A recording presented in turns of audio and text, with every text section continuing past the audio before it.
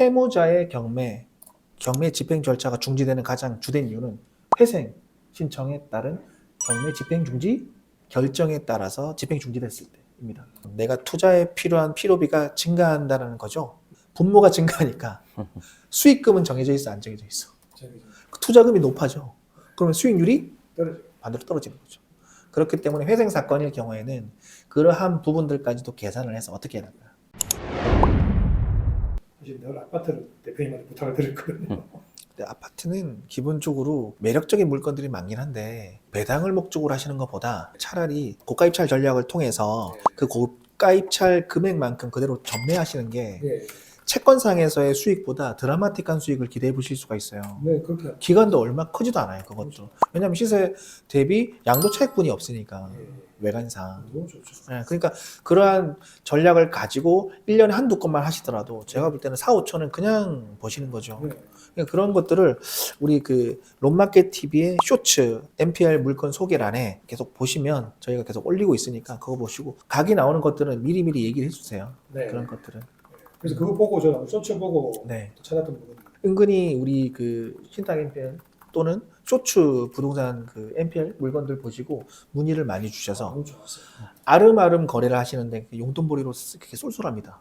뭐 최근에 신탁 NPL로도 뭐 거의 뭐 2억 얼마 넣고 그냥 바로 4, 5개월 만에 2억 버시고 그런 케이스도 있었고. 그런 걸좀 소개 좀 해주시죠. 그게 쇼츠 물건이에요. 그게 쇼츠 물건. 네, 그거 잘 보시면 돼요. 일단 그러면 올해 매각 가능한지 그거 이제 한번 제가 좀 얘기하고. 그거 바로 근질권 대주한테 사전 심의 넣어보고. 법인 차주인가 그거? 개인 차주인가? 개인인 것 같아요. 개인이면 시드가 사실 그럼 어디든 돼. 그 웰컴도 되고. 3배는 되기 때문에 30% 이상은 준비를 하셔야 되기 때문에. 혹시 그때 그 사건 번호 기억 안 나시죠? 네 있어요. 참 저도 문자 알려주세요. 있겠다. 다 말했지. 네. 그 대표님 그 회사에서 올리는 쇼츠를 보고 그 거래 내역을 보니까 거래가 상당히 많이 되는 동네더라고요. 네. 진짜 부산에서는 뭐 한 두세 번 안에 들 정도로 거래가 많대요. 사건번호 한번 줘보시겠어요? 이사타경 오, 화명동. 예. 신협이네. 신협 저 아는 데라.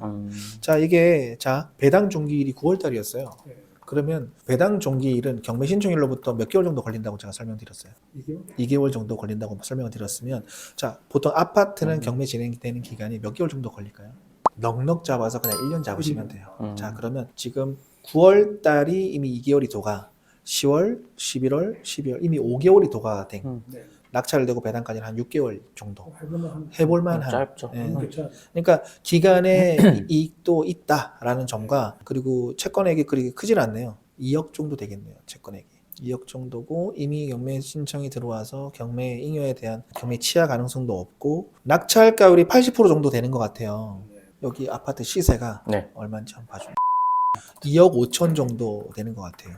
근데 그때 뭐 그 얘기 잠시 들었는데 그 사람 그 지금 대출 받은 분이 뭐 회생 들어갔다고 그런 얘기를 하더라고요. 그건 상관없죠? 상관 있습니다. 좀 시간이 늦어지죠. 자, 이 부분에 대해서 설명을 좀 드릴게요. 채무자의 경매 집행 절차가 중지되는 가장 주된 이유는 회생 신청에 따른 경매 집행 중지 결정에 따라서 집행 중지됐을 때입니다. 보통 회생 그 인가 전이랑 동일합니다. 일단은 잠정적인 부분이라 이 회생 차주가 죽일지 살릴지를 누가 결정해요? 회생 법원에서 결정해요. 그러면 그 회생 법원은 그러면 죽일지 살릴지를 결정함에 있어서 이 차주의 가장 주된 부분들을 어떤 주된 부분들을 볼까요? 변제 자력이라고 합니다. 고정적이고 안정적인 빚을 갚아 나아갈 수 있는 현금 흐름이 존재하는가. 그리고 두 번째, 이 차주의 회생에 대한 의지도 봅니다. 그리고 세 번째, 현재 회생 대상 채권, 회생 대상 재산권이라고 하죠. 재산권이 어떠한 형태로 존재하는가도 중요합니다. 왜? 생각 한번 해보세요. 저기 오지에 있는 임야나 상속받은 뭐 쓸데없는 그런 땅들은 회생상에서 재산적 가치가 높을까요? 낮을까요? 굉장히 낮아요. 그렇기 때문에 회생으로 갔을 때 가치 있는 재산들을 많이 가지고 있는가도 중요하겠죠. 네. 그러면 그 가치 있는 재산들이 많다라고 한다면 회생의 가능성이 높다 낮다. 높겠죠. 왜? 시간을 줄 테니까 이것을 정상적으로 팔아서라도 채무금을 일부 상환해서 변제 자력을 높여줄 수 있는. 그러한 것들을 검증과 검토함에 있어서 뭐가 필요해요?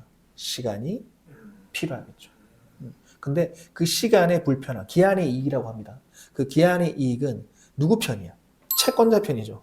그런 그쵸? 계속 이자는 쌓이니까. 이자는 계속 쌓이고, 그래서 모든 집행 절차를 일단은 법원의 결정 형태로 중지시켜버립니다. 아무도 손대지 마. 우리가 판단할 거야. 네. 그러한 입장에서 이 차주의 변제 자력을 서두에 말씀드렸던 여러 조건들을 따지고 보는 거죠. 네. 그렇게 해서 결정을 내리기 전까지의 기간이 통상적으로 결정문이 나오고 나서 최소 몇 개월? 6개월 정도 걸린다. 최대 1년까지 걸립니다.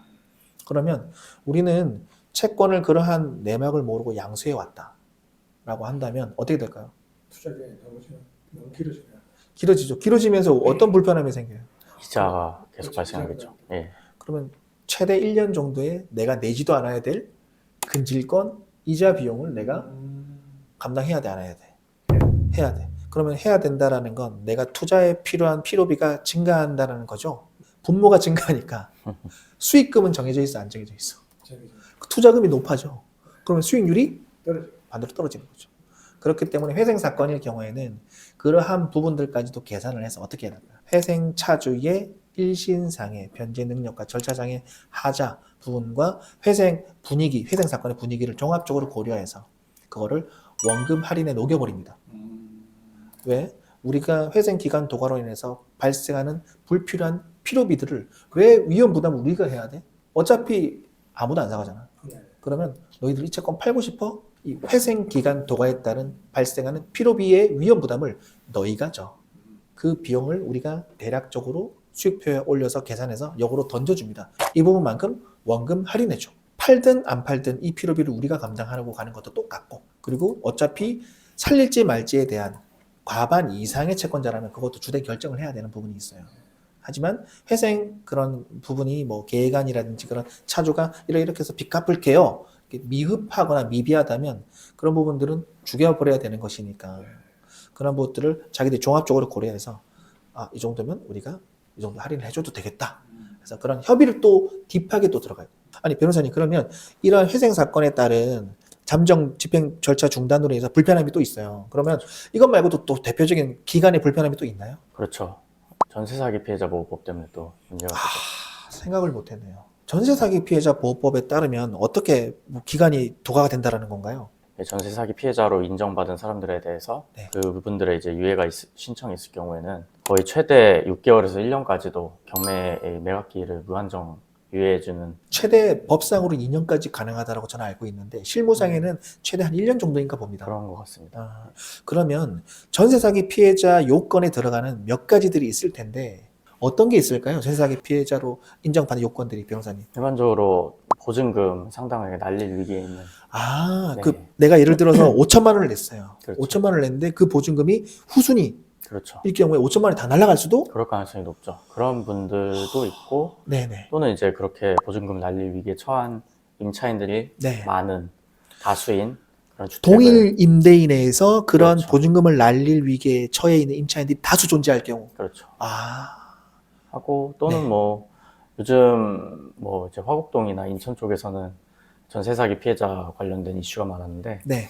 형사상 이렇게 고소가 있거나 또는 뭐 수사기관에서 전세 사기에 관련해서 네. 수사가 진행되었던 경우, 임대인에 대한 수사기관의 수사 또는 고발, 고소 관련해서 조사가 이루어질 경우, 그렇죠.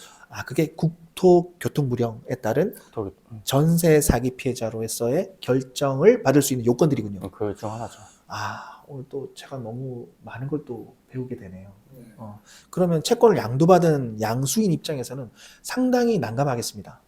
오늘 뭐 그게 그 법을 해석함에 있어서의 그런 법을 해석하는 주된 그 의사결정권자라고 하죠. 그게 법원의 어느 분이 주된 결정을 하시게 되나요? 보통 실무상 사법보좌관이 있는데, 경매계장님이 아니시고요. 그렇죠. 경매과정은 이제 그 위에서 네. 사법보좌관의 지시를 따를 뿐이고. 네. 경매 법원의 사법보좌관께서 그 법의 해석과 관련된 재량을 네, 상당 부분 상당 행사하고 부분 있죠. 행사할 수 있다. 그러면 거기에 대해서 극복할 수 있는 방법들이 없을까요? 그 부분에 대해서는 저희가 다음 시간에 저희가 좀 정리를 해서 이건 유료 회원들한테 오픈을 해줘야 될 것 같아요.